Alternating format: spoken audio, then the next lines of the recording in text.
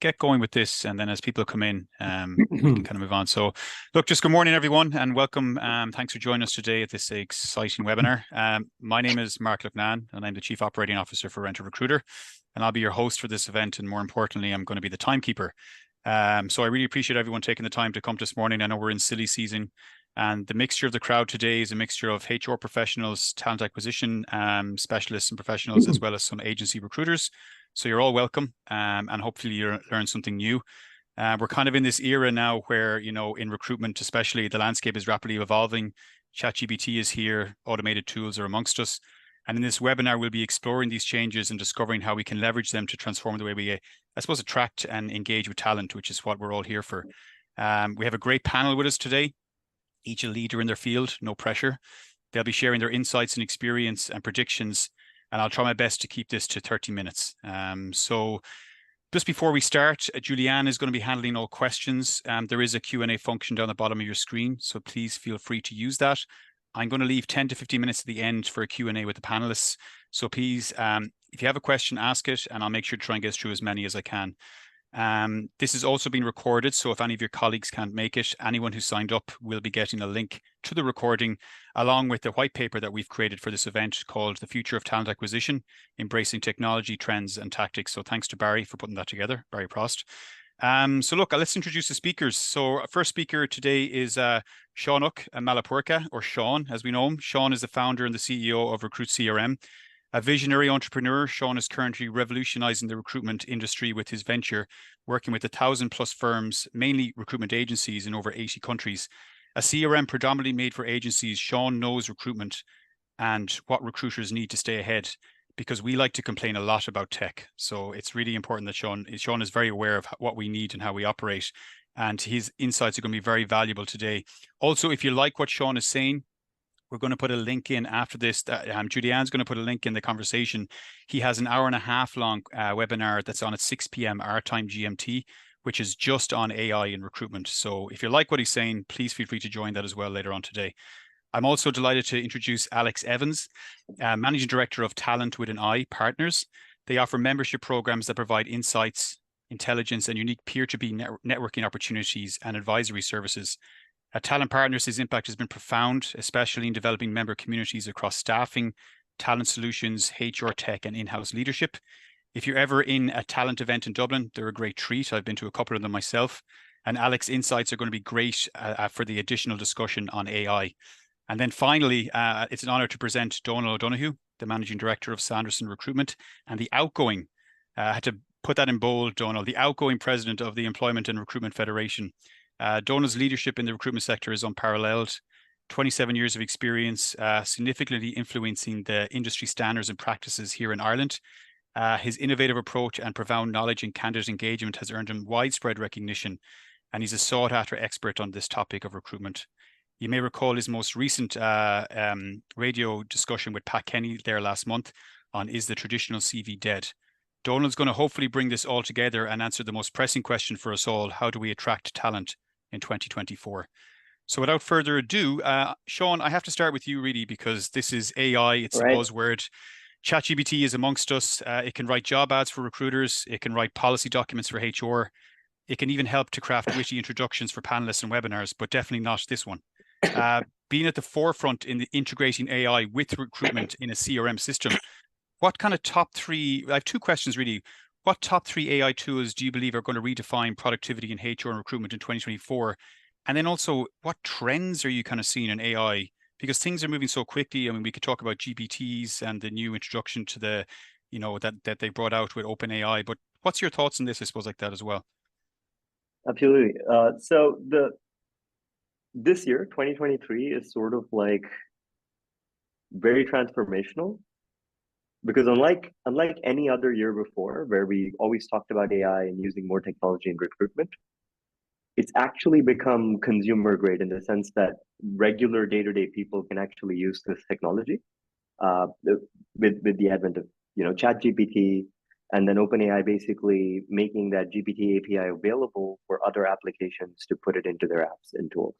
So over the last, I'd say 6 to 9 months, a lot of us have constantly gotten emails that say, "Hey, Mark, hey, Donald, congratulations. We now have this GPT app, GPT integration within our app, and that's going to let you do X, Y, and Z. And that's huge because this is truly the first time since probably computers and the internet were introduced where the way we recruited changed from like the boiler room phone desk to like a more online Indeed, Monster.com type experience to a conversational AI that actually works as an assistant.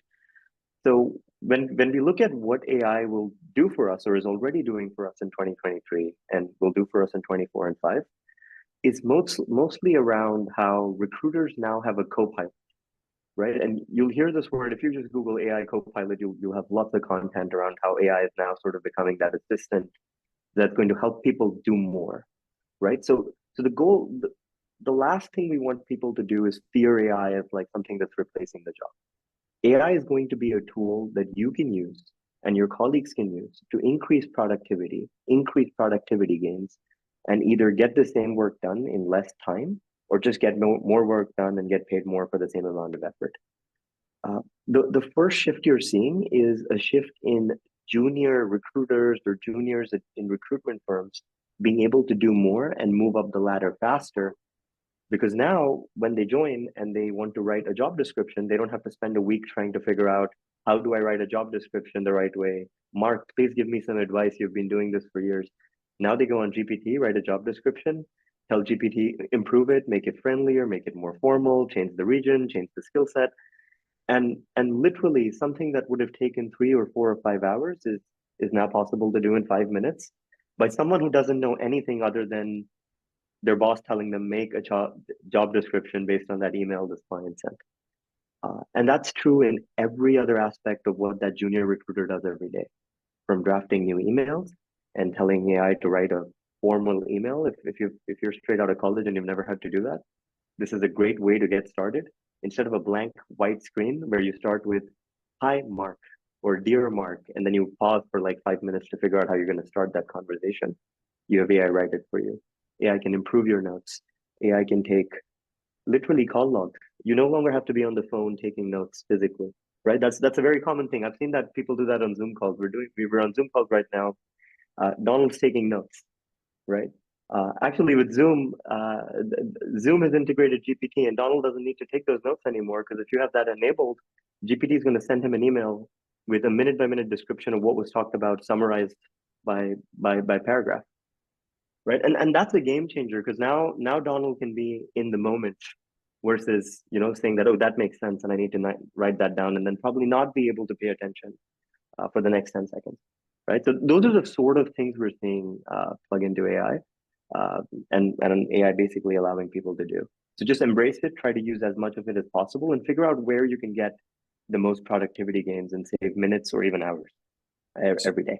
So you're saying really, Sean, that like the main tool really is ChatGPT. Really, I mean, there's obviously a multitude of plugins that are coming through because of the API has now been released. Yeah. But really, if you start with the core model and the basic one, that can do everything you need, along with a few prompts, I suppose, in trying to understand it.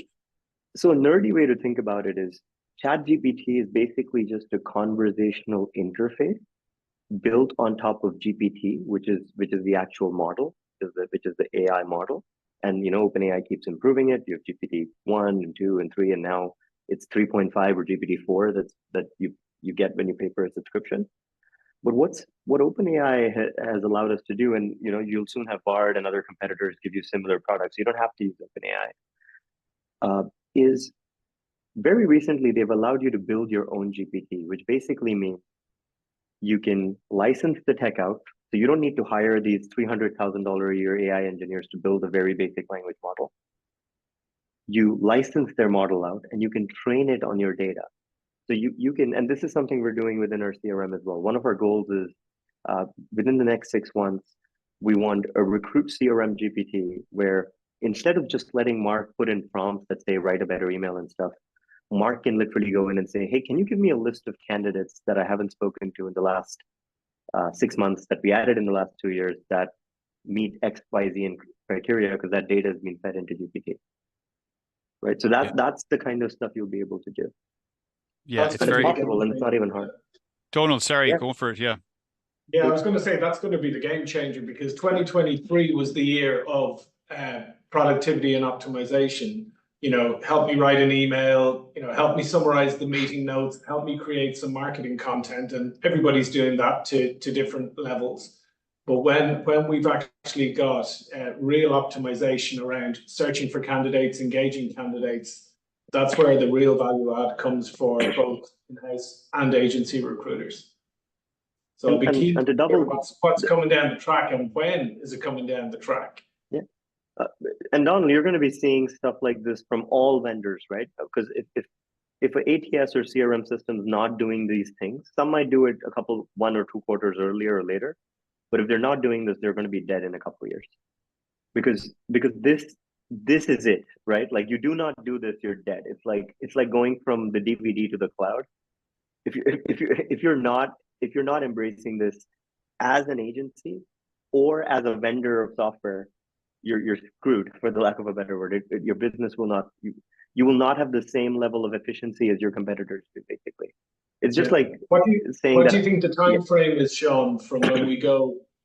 What do you think the time frame is when we'll get mass market adoption of AI to help with those tasks, candidate sourcing and engagement? We're already seeing it. So it's like a continuum. It's not like a boolean. It's not like a yes no. Like, tomorrow we have it, today we don't. We're already seeing the gradual transition. Pretty much any of the top 5 or 10 ATS systems, CRM systems, both in agency recruitment or on the core talent acquisition side, have already started implementing the basics, which are easy to do, which is plug in an API and let somebody say improve job description, improve note, make it friendly, make it not friendly, whatever. What you're going to see over the next 1 or 2 quarters is that GPT, you getting a pop-up that says, hey, would you like to share your entire database with GPT so you can converse with it? Because another thing, right? I've been in the CRM business for 7 or 8 years. You guys have been doing this for a lot longer. You'll know the biggest pain of implementing any new technology for both agency recruitment and even like standard talent acquisition is implementation, training, getting people used to the product. And that's because you have this point and click interface where you have to click, and you need to know where the buttons are, and you need to know how to do the Boolean search and all of that. But today, because we have GPT, because we have voice technology that Google has and other businesses have, business applications can bring those pieces of technology in. So like, now Donald doesn't need like 2 hours of training on how to run a report on a new system. He just has to talk to the system. And that will be available anywhere between 1 to 6 quarters from now, depending on which system it is, right? And you'll start seeing it come everywhere. And that just makes it faster to train new people. The other question I had, Sean, is just on the transparency and policy side of things. So we're obviously very interested in GDPR. So when I hear something like, would you like to share your database, that scares me. So if I think about what we do in our organization, we tend to use Bing Chat, which is based on ChatGPT, but the data is staying within the terminal that it's being used. So what's your, response if somebody was asking you, what's the ethical, what's the policy, what's the transparency piece on something like that? And there's a few pieces there. The thing is, if you're using something like GPT, you can basically host your own model. So if you're a larger business and the compliance is super important to you, that's the whole point of build your own GPT, right? You don't need to send it to a central OpenAI server. You license their technology out, you host it on your server, you pay them a per user license fee or per token license fee based on however they price it, compute or users. And then the data is staying with you. You're just using their technology. Because not using the technology is a bad idea. So we need to figure out how we can use this technology in a compliant manner. Yeah. Guys, I'm just conscious of time.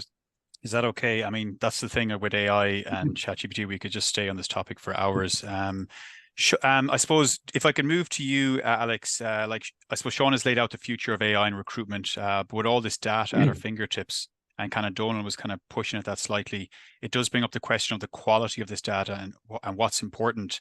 With your extensive experience and deep knowledge of talent acquisition strategies, how do you envision the role of talent intelligence evolving in contrast to AI-driven approaches to talent acquisition, I suppose? Yeah, I think to Sean's point about AI has exploded over the last few months. It's been a gold rush, to kind of look at how recruiters and employers can really maximize AI. And again, a lot of it has been around the kind of chat GPT and time saving, productivity, that kind of stuff. We've been talking about talent intelligence for quite a while. There's various talent intelligence products on the market, whether it's LinkedIn Talent Insight or Strategens or Horsefly or whatever it might be. But I think in its most basic kind of terms, really, it's labor market analytics, using internal and external data to make better strategic workforce planning decisions or better business decisions.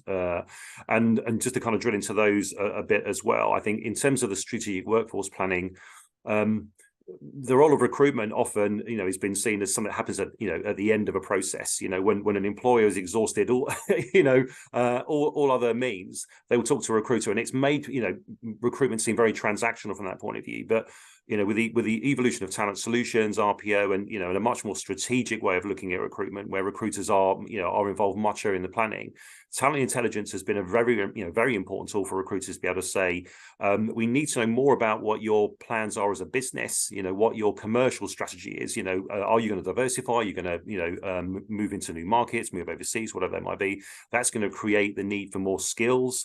That might mean different talent you need to source. It might mean upskilling the talent that you have already.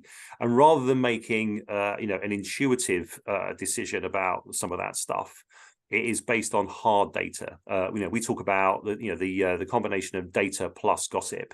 If you're hearing something in the market about a challenge or a trend, and then you use data to test that trend, if both of them agree, then you can make a business decision off the back of it. And I think from a TA and HR perspective, there's always been that sense of how do you have a much bigger voice at board level or senior level to be able to influence business decisions. This is really been a key area. I think post COVID, post lockdowns, where you've got we were talking about this earlier on, with a more remote, dispersed workforce and all that kind of stuff, being able to make decisions about having offices, where those offices are based, all those decisions. Talent intelligence enables you to understand, what talent do you have locally? What talent would you have local to those offices? Is that talent actually working for global employers and so won't work for you anyway? Is there the right combination of skills? Does it tick all the diversity boxes that you're looking at? All those kind of things.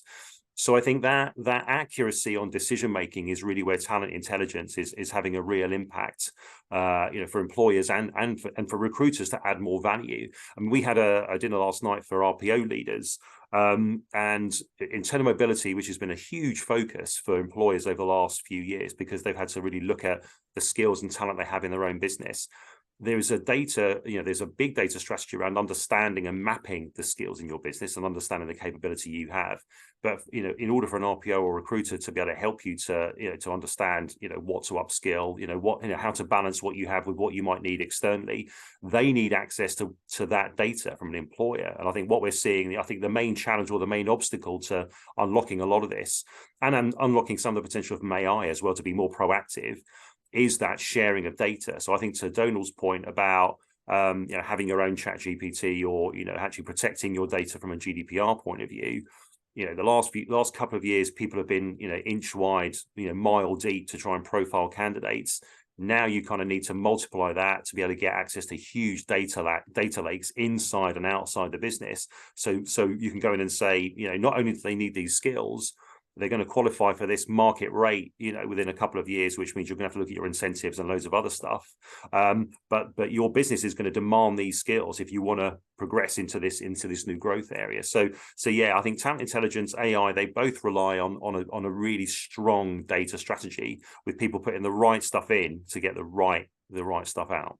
It's very interesting, Alex, because I was reading up on some of the articles you have up on the website as well, on the talent website, and it was discussing this idea that even talent acquisition not only focused on the looking outwards, but also focused on the internal workforce planning more so. That can be the job of a recruiter in a talent team, or maybe that could be the job of an RPO company as well, that it's not just about finding external talent in, it's also looking internally and saying, here's people that would be suitable for certain roles in certain sectors as well, specifically within the business. So I think it's a really interesting side of things as well, for sure. I think that, the challenge for RPOs is they've been giving this away for nothing. So Yeah. the internal mobility support is something that's been built into a wider end-to-end total talent solution or enterprise RPO solution. So and again, it's something we debated last night, that actually the way RPOs can add far more value is helping employees to understand the talent they have, how to upskill and what the market rate for that will be. I mean, something we've seen RPOs doing with the talent intelligence, for example, is saying, look, we can prove to you that the talent you're looking for in the place you want it doesn't exist, or it's not, all your competitors have already got it. Or it's left the country to work somewhere else. So train and deploy is the only solution that's really going to give you what you need. So, but they can accurately price that solution and actually, help an employee to understand why they should be paying that. Why you have the expertise to deliver that. But again, from an employer perspective, to really understand, and build the business case for that solution at board level, because you've got the analytics to back it up. There's no other way of getting what we need to grow our business. So I think, data, is, to extend that, the point made by Sean and Donal as well. It's about free flowing data on both sides to really make that work. And we asked a question to the audience around how do they ensure data quality within the business, and actually a majority of them say they do ensure quality, which is great to see. One, with regular training, and two, with constant engagement with their vendors, basically, to make sure that they're up to speed in it too. So it's interesting to see that. Yeah, definitely. I think there's the fact that LinkedIn has created LinkedIn Insights in the last few years is just, it all ties in together, right? Like that need to see that information moving into a new marketplace, to know where the people are, the bodies on the ground, to hire them into your organization if you need them as well. So very, very interesting. Sean or Donal, do you have any points in that at all, or anything you'd like to share? I think for me, it's just the evolution of the sector, to be honest with you, because I think if you think about agency recruitment, the days of a vacancy being released and all you do is a database search and online advertising to produce a short list of candidates, those days are really numbered. And I think that the organizations that have got good data and analytics that help their customers make really good hiring decisions, like that's a given now.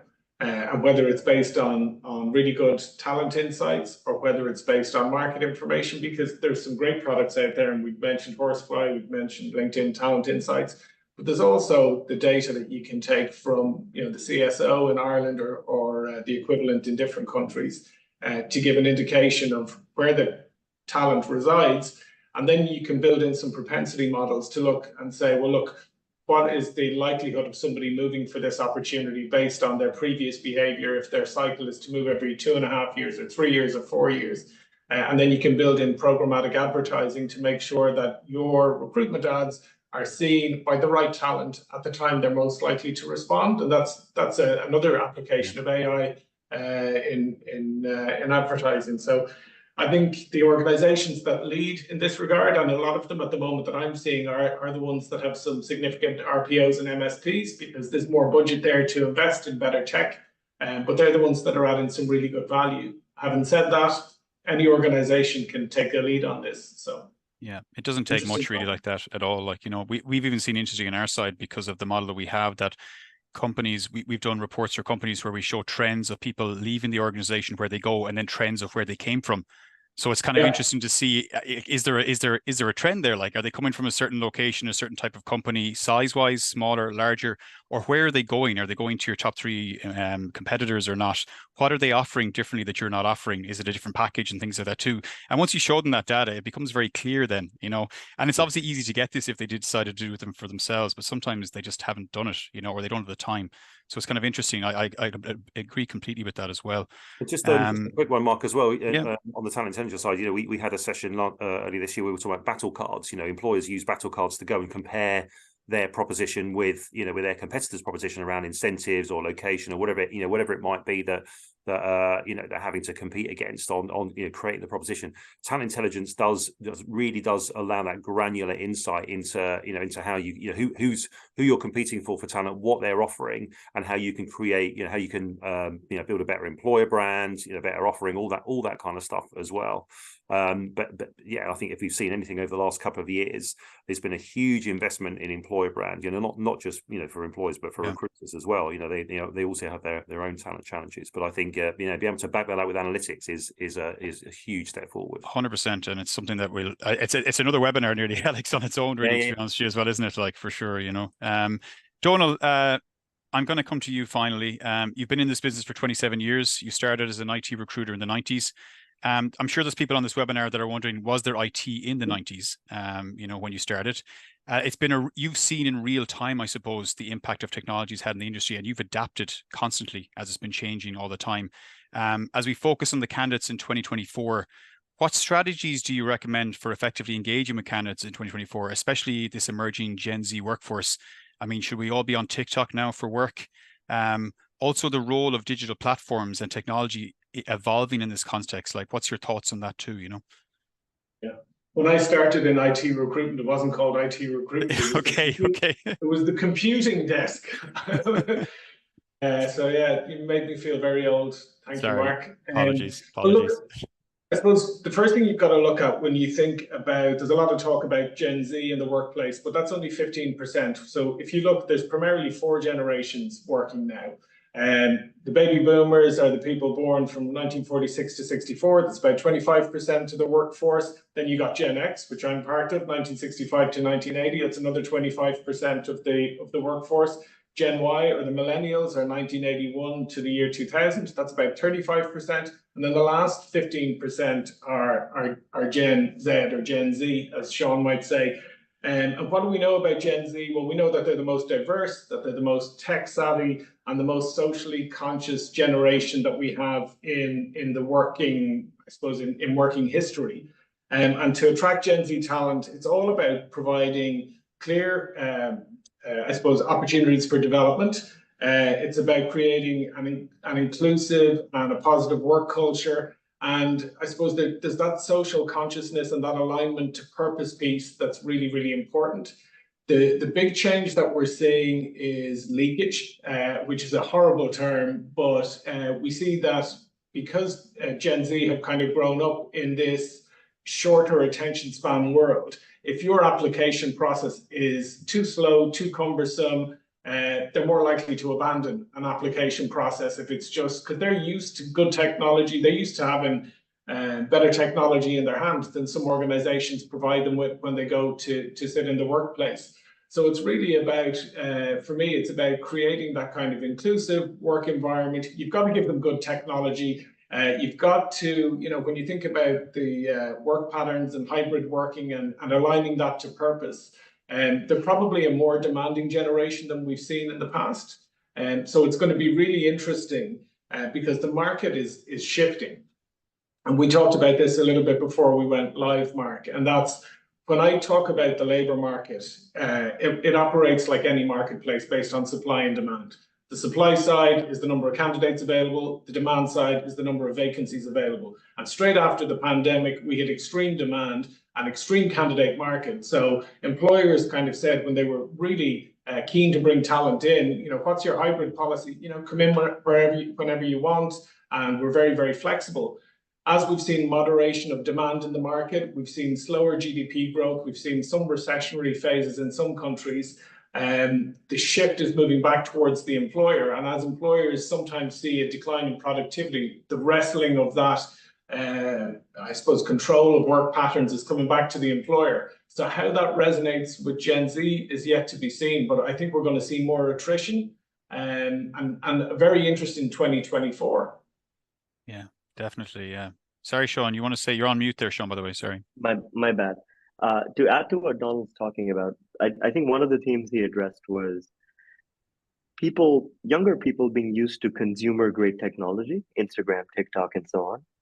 But the enterprise technology that they have to interact with to make applications, to apply to jobs is still very, it looks nicer than it used to 20 years ago, but structurally it's the same kind of application form, right? The buttons look slightly prettier, but it's like the same format that their maybe mom or dad had to fill up 20 years ago when they applied to jobs. But there's another underlying theme, right? People like to talk about, folks that are I'm technically a millennial, but let's say people that are Gen Z or millennials or beyond are more fickle and they switch jobs more often and so on, which is true. Statistically, they do. But that's mainly because of access. right? 30 years ago, a white collar professional sitting in one city did not have access to all the jobs on the planet. Today, you can whip your phone out. Mobile technology has been available maybe 12, 15 years. Internet, and the speed of internet that's available today, the amount of companies and employers that do market themselves online. Today, a white collar professional in, let's say, Dublin, Ireland, can apply to a job in New York City, can apply to a job in California, can probably apply to 200 jobs within 24 hours if they really put their mind to it. That was literally not possible. Like you couldn't even see 200 job adverts that fit your skill set within 24 hours if you tried, right? Because there wasn't that access. And now because there's that access, these people are applying to those many more jobs. And thus, as an employer, you're competing with all of those other options. You're not only competing with companies that are located within a 20-minute drive of where your office is at. You're competing with every other company that is willing to hire that person you want to hire remotely in any part of the world. And even if only 20% of companies are remote friendly or remote okay, you're talking about 20% of all the companies on planet Earth. And the competition is probably, if you're a business in San Francisco or New York City where the wages are the highest in the world anyway, you're probably less pressured by that competition because people hiring remotely aren't quite paying New York salaries. But if you're the lower down the rung you go from like New York, San Francisco salaries, the more the competition is and the harder it is. And thus there's a need for better employer experiences and so on. And the same thing also applies when someone can quit a job, right? It's very easy to quit a job today because all you need to, if you've had an argument with your boss and you don't like how you're feeling, you whip up on your computer and there's LinkedIn Easy Apply, and you can literally, you don't even have to fill a form. You just say click, click, click, click, click, click, click. You've applied to 50 jobs by that weekend. But by the time you're like, drinking that whiskey or beer or being angry at your boss, which wasn't really possible, right? You'd sleep over something, you'd think about it. So and that's probably one of the drivers of lower tenures. No, it's not that people have gotten worse, right? No, I hear you on that as well. Like, and I have to play contrarian on that though as well. And maybe Donald can jump in here, or Alex. We have seen a reduction, especially in Ireland, anyways, Sean. We've seen a reduction in the number of remote roles. So there was a height of it there, and we're a fully remote business, like as well. So I understand this side of things. But we've seen it at the height of it during COVID. Obviously, companies, as Donald said, were offering everything, right? They just to keep people there, bring new people in. They're being very flexible on the policy around hybrid and remote working. But now we're seeing a shift where hybrid is here to stay, but remote working is not. So there's still an element of a catchment area required when it comes to recruiting, I guess, like that. And I'm just wondering, like, and of course, there's always remote roles elsewhere in the world, etc. I mean, we could go down the road of like the tax system and how that would work for there. But Donald, you're dead right, Mark. I mean, it's very easy to say it's a global labor market, but it's not really, because you've got to be legally eligible to work in the country where the employer is, unless they've got an entity or an employer of record situation set up. So I don't think that people in London or Dublin or Sydney are applying to jobs in large numbers to other cities, for example, the cities you mentioned in the US. I do think that the reason that we've seen, I suppose, more career moves is it comes down to the primary reason for career moves tends to be compensation and benefits. And we know that if somebody stays within an organization in a market where there's normal wage inflation, they might get a 3% or maybe a 4% salary increase each year, whereas when they develop some skills and they move to another organization, they might get a 10, 15, 20% increase in salary. And there's a natural progression that comes with that. Some people choose to develop their careers in one organization, some people decide to move, and that's all part of it. But I think it's definitely, as the market shifts back to a more employer market, we're going to see a little bit of an arm wrestle happening here, because what I see with our clients is that from a contract perspective, they haven't changed contracts of employment to say it's a hybrid working contract.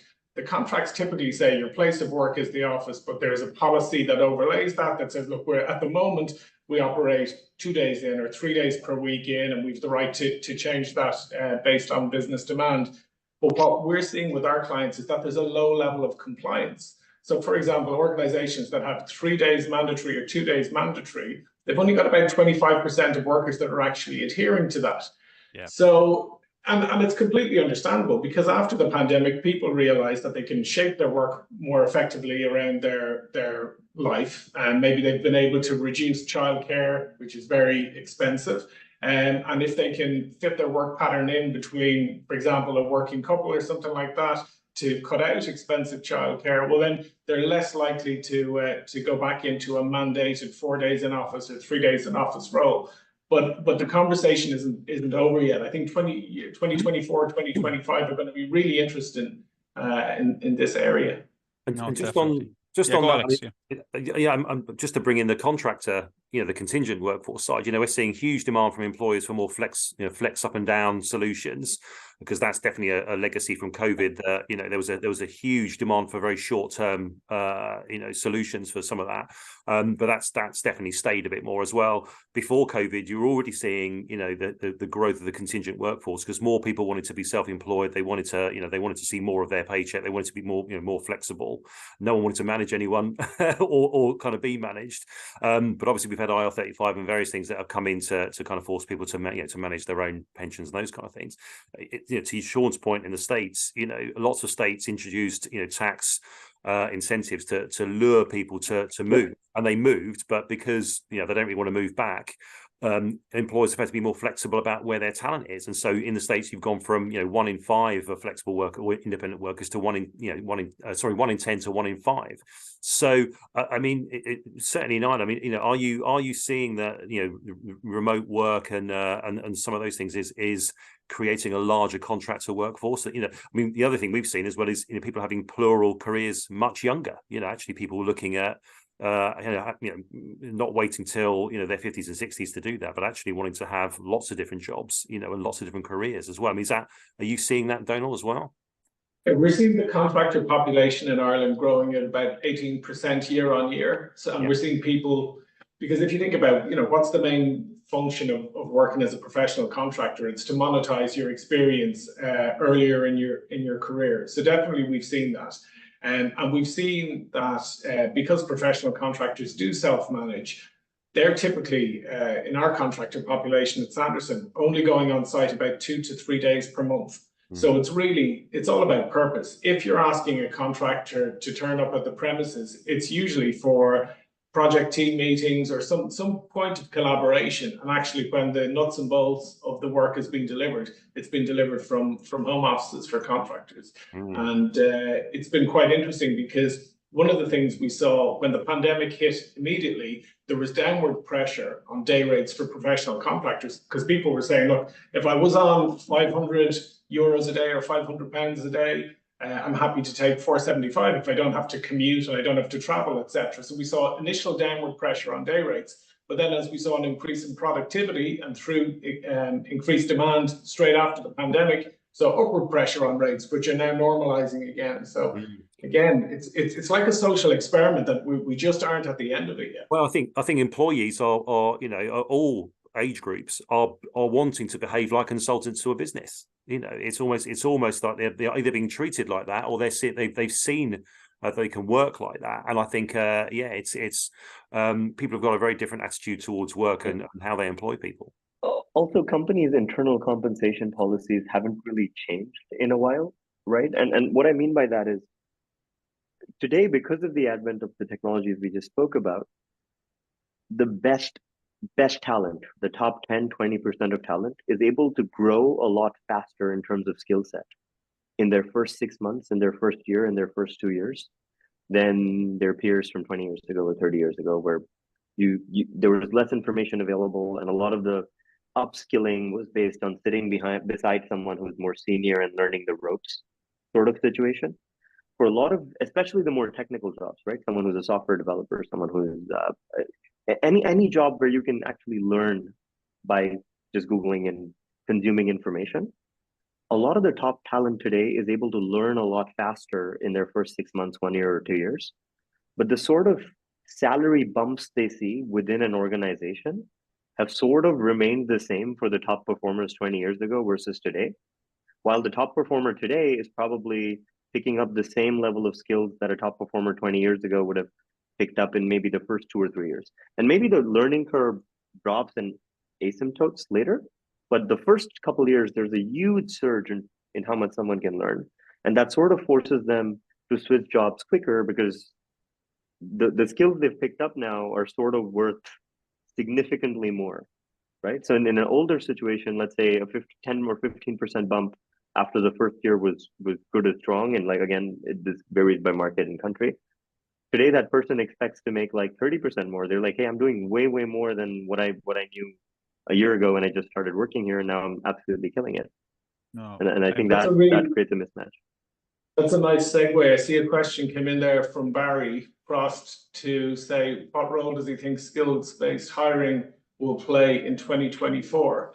And I think this is a really interesting one because one of the, I mean, it's the 2023 is the European Year of Skills. And to Sean's earlier point, the challenge with this is the skills that workers have today aren't future-proof for the workplace of tomorrow.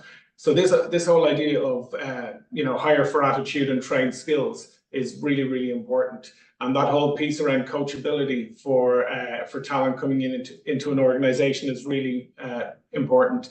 One of the things that I often talk about is, as talent acquisition or recruitment professionals, one of the things we've got to get really good at and use technology for as well is skills-based hiring.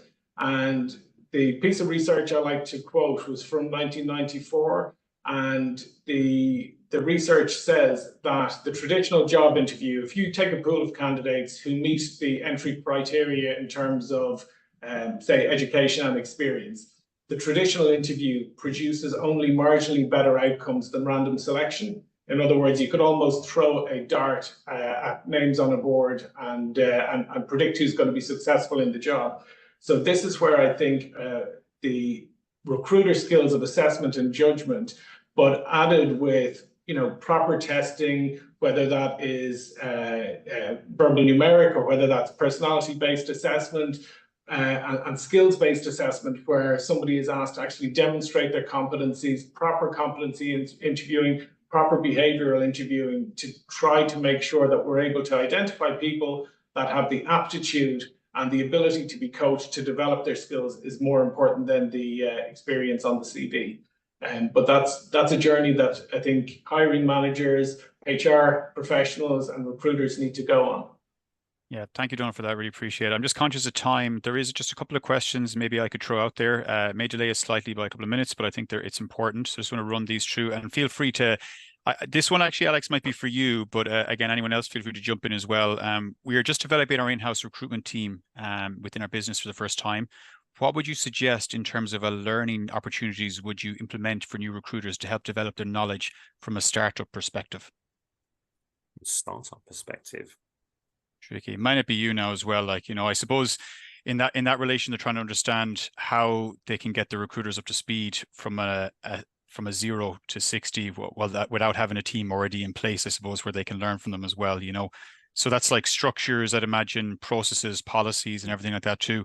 Maybe Donald or yourself, Donald, what would you say? I disagree with that. I think that's the mistake that people make. They go straight to the tactics. How do we do this? What they've got to do, if you're building an in-house recruitment team from scratch, you've got to start with the big picture. You've got to start with the market and the strategy. What does our business do? What's its purpose? How do we do it before you move into the tactics? And the mistake I think that people make is they start thinking, okay, we're hiring a team of in-house TA professionals, and how are we going to hire people and what are we going to do, without actually starting with the big picture stuff. Yeah, so I think recruiters and talent acquisition people need to be really commercial. They need to understand the business. They need to understand its purpose, its products, or its services, and you got to start with the big stuff first. I'm shocked sometimes at both agency and in-house at how poor the presentation, the initial approach to a candidate about this organization, or why somebody would want to work at an organization, can be hit and miss. And the killer question, the moment of truth for any candidate, is why do I want this specific job at this specific company? And if that hasn't been properly packaged and presented to me, it's a waste of time. Yeah, no, what Donald said, definitely. But I think, someone to set the vision and to absolutely align it with a business strategy so that everyone's on the same page. No, I'd break this down. piece by Go for piece Sean. by piece, because we hire a lot of salespeople and we have to train them. And salespeople are very, very similar to professional recruiters, similar sort of skill set to a large extent. So it starts all the way at the recruitment part. So you start by what we do at least is we do a BEI interview, we do a behavioral assessment of our top performers for a specific function, and we sort of figure out what their traits are, right? Like how ambitious are they? What do they care about? What are their core value system? And we're like, hey, this is the kind of person that's successful at our company based on like the top 3 or 4 people in a team of 15 or 20 that we picked from, let's say, the sales team. Then when we interviewed, we tried to figure out and find people like them, in addition to like doing basic skills assessments and so on. Once you hire and onboard that person, you talk to them about what your company values are, what the business is all about. We have multiple choice questions, so we can test like, hey, this person has 85% on our company values, like test and so on, right? In the first week versus when they joined versus before they joined, and so on. And the third is actually content. So what we do is we record every single call that anyone in our company has from let's say myself to an associate with a client. In this case, it would be with a candidate or a client, and we actually share it with new people and tell them, hey, these are the top 10 conversations that this person had in the last month, where they handled an objection, the best way they handled XYZ type of questions, and that just helps people learn a lot faster than the traditional sit beside someone and learn, which we cannot do because we're remote business. No, thanks for that, Sean. Really appreciate. Yeah, it's a steps in place for I sure. would disagree with that, Mark, just to be the objectional alpha as well. Of course. I was so close to finishing there, Sean. I was so close to last finishing. one, sorry, Sean, Last I don't one. want to rain in your parade, but sometimes a hiring process like that, where you map behaviors of high performers, can actually create additional bias, hiring more people with very similar traits, and actually cause some major conflicts. So I would argue that you should hire for culture add rather than culture fit. I'll leave it there. I see a round 2 on the horizon. That's it. Listen, I there is a couple of questions, but I'll try to get back to all the questions and maybe pass them on to all the attendees as well. Is that okay? So just want to thank everyone for coming. Really appreciate it. I think the takeaways really are on the Sean side, this idea of a co-pilot, that using ChatGPT as a helping hand to like an apprentice, if you will. And then I think on the side of Alex, talking about this idea that when you're making decisions, data plus gossip is a good track to go down, and you're kind of always certain of making a good decision based off that. And then on Donald's side as well, talking about the need to be very transparent with Generation Z and what they're looking for, and also the possibility that this market could switch in 2024, which is going to make it either more difficult or harder depending on what side you're on in the recruitment cycle. So thank all my speakers for joining us today. Thanks for everyone for coming as well. All this will be sent out in an email after this as well, with a link to the recorded webinar. And I appreciate your time and effort. Thank you so much. Thank you. Well hosted, Mark. Really enjoyed it. Awesome. Take care. Take care, everyone. Cheers, Bye-bye. Mark. Thanks. Cheers all.